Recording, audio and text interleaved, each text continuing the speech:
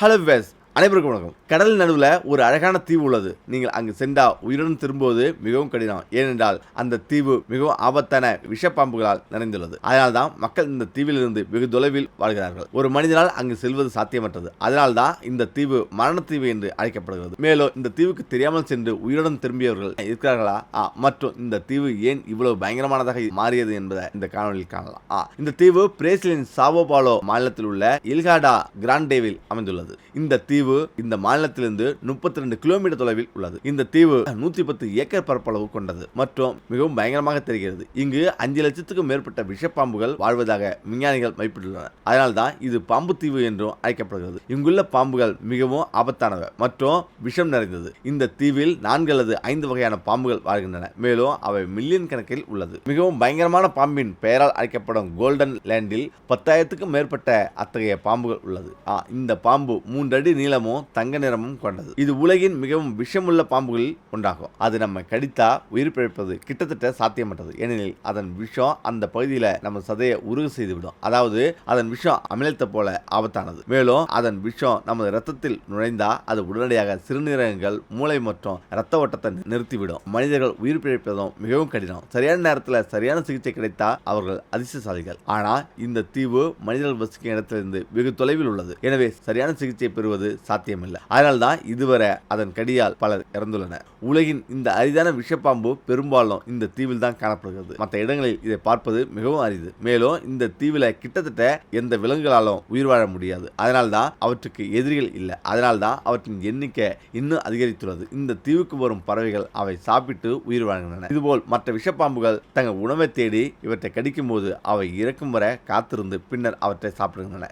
ஆனால் இந்த விரியன் பாம்பு அப்படிப்பட்டதில்லை. கடித்த சில நொடிகளில் அது இறந்து விடுகிறது. மற்ற பாம்புகள் காத்திருக்கும் நேரத்தை கூட இது கொடுப்பதில்லை. இதன் விஷம் மிகவும் ஆபத்தானது. மேலும் இந்த பாம்புகளுடன் பெரிய கரப்பான் பூச்சிகளும் வெட்டுக்கிளிகளும் இந்த தீவில் வாழ்கின்றன. ஒரு தசாப்தத்துக்கு முன்பு இந்த பாம்பு தீவு பிரேசிலின் முக்கிய பகுதியின் ஒரு அங்கமாக இருந்தது. இருப்பினும் கடல் மட்டம் உயர்ந்ததால இந்த பகுதி பிரிக்கப்பட்டு ஒரு தீவாக மாறியது. 1920 இங்கு மக்கள் வாழ்ந்ததாக ஆராய்ச்சியாளர்கள் கூறுகின்றனர். விசித்திரமான விஷயம் என்னவென்றால் இத்தனை லட்சக்கணக்கான பாம்புகள் எப்படி இந்த தீவுக்கு வந்தன? இந்த பாம்புகள் இங்கு வருவதற்கு உண்மையான காரணம் இந்த கடற்கொள்ளையர்கள் தான். அவர்கள் இந்த தீவை தேர்ந்தெடுத்து தங்கள் கொள்ளையடித்த புதையலை அங்கே மறைத்து வைத்தனர். அதே போல இந்த கடற்கொள்ளையர்கள் தங்கள் புதையல்களை பாதுகாப்பதற்காக இந்த விஷப்பாம்புகளை இங்கே கொண்டு வந்து வளர்த்தனர். இதனால் முன்பு இங்கு இருந்த பாம்புகள் இப்போது 100 முதல் 1 லட்சம் வரை மில்லியன் கணக்கில் வாழ்கின்றன. விசித்திரமான விஷயம் என்னவென்றால் இந்த தங்க லென்ஸ் பாம்பின் விஷம் இப்போது இருப்பது போலவே ஆபத்தானது. மேலும் அது நமக்கு மிகவும் தேவைப்படுகிறது. அதன் விஷத்தை எடுத்து செல்ல அங்கு வருகிறார்கள், முயற்சி செய்கிறார்கள். உண்மையில் இந்த தீவுக்கு வருவது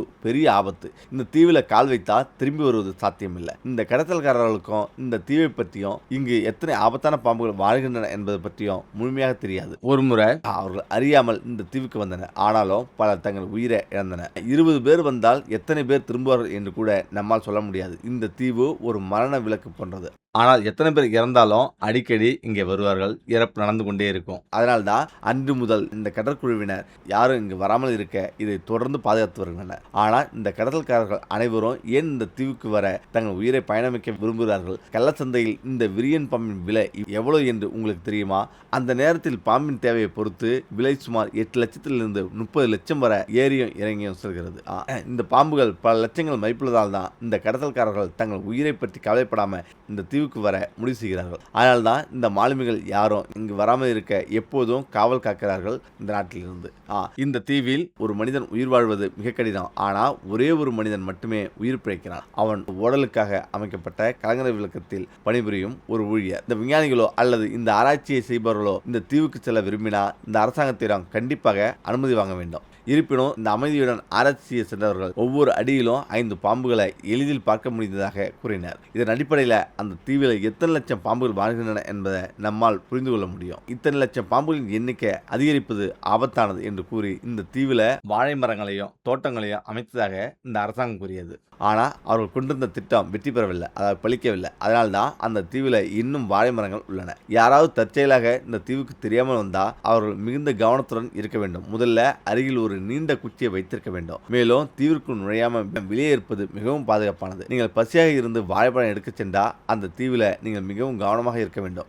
உங்களிடம் உள்ள குச்சியால் பாம்புகளை விரட்ட வேண்டும். அதுவும் மிகவும் கவனமாக. இல்லை என்றால் அங்குள்ள உயிருள்ள கரப்பான் பூச்சிகளை சாப்பிட்டு உயிர் பிழைக்க வேண்டும். நீங்கள் மிகவும் பலசாலியாக இருந்தால் அவை அங்கே அரிதாகவே சுற்றித் திரியும் பாம்புகளை பிடித்து நீங்கள் அவற்றை கொன்று அவற்றின் இறைச்சியை சாப்பிடலாம். இவையெல்லாம் சில நாட்களுக்கு ஆய்வு செய்ய மட்டுமே. பின்னர் ஆராய்ச்சியாளர்கள் அங்கு விஞ்ஞானிகள் அல்லது மாலுமிகள் இங்கு வரும்போது நீங்கள் அவற்றுடன் பாதுகாப்பாக திரும்பலாம். அப்படி ஒரு பயங்கரமான சம்பவம் நடந்தது. சில நாட்களுக்கு ஆய்வு செய்ய மட்டுமே ஆராய்ச்சியாளர்கள் இங்கு வந்தனர். மாலுமிகள் இங்கு வந்தபோது அப்படி ஒரு பயங்கரமான சம்பவம் நடந்தது. அதில் ஒரு ஆராய்ச்சியாளர் இங்கு தனியாக வந்தார். அறியாமல் தனது படகில் இந்த தீவை அடைந்தார். ஆனால் அவர் மிகவும் பசியாக இருந்ததால தீவுக்குள் நுழைந்து ஏதாவது கிடைக்கும் என்று நினைத்தார். இந்த தீவில் இங்கே இவ்வளவு விஷப்பாம்புகள் இருக்கு என்று அறியாமல் அங்கே வாழைப்பழங்களை கண்டதும் அவற்றை பறிக்க சென்றார். அவர் வாழைப்பழங்களை பறிக்க செல்வதற்கு சற்று முன்பு 7 அல்லது 8 பாம்புகள் அவரை கடித்தது. உடனடியாக அவர் தன் உயிருக்கு பயந்து தீவை விட்டு வெளியே ஓடினார். மேலும் அவன் தன் படகை எடுத்துக்கொண்டு திரும்பும் பயணத்தை தொடங்குவதற்கு முன்பே வழியின் நடுவே இறந்து விட்டான். இதன் பிறகுதான் இந்த தீவு உலகம் முழுவதும் அறியப்பட்டது.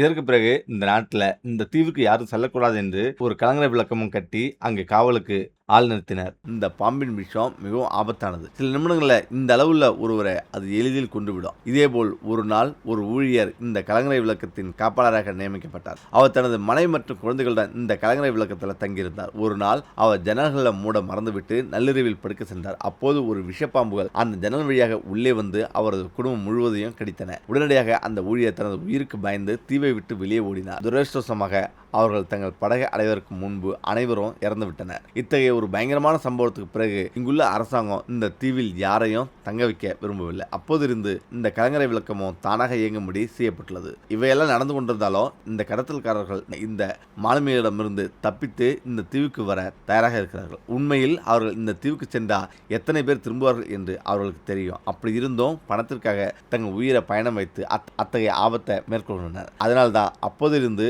இந்த மாலுமிகள் இங்கு பாதுகாப்பையும் பலப்படுத்தியுள்ளனர். ஒரு நபர் கூட நுழைய முடியாதபடி இந்த தீவு மிகவும் பலமாக பாதுகாக்கப்பட்டு வருகிறது. சரி நண்பர்களே, இந்த வீடியோ எப்படி செய்யுங்க, மீண்டும் அடுத்த சந்திப்போம். நன்றி, வணக்கம்.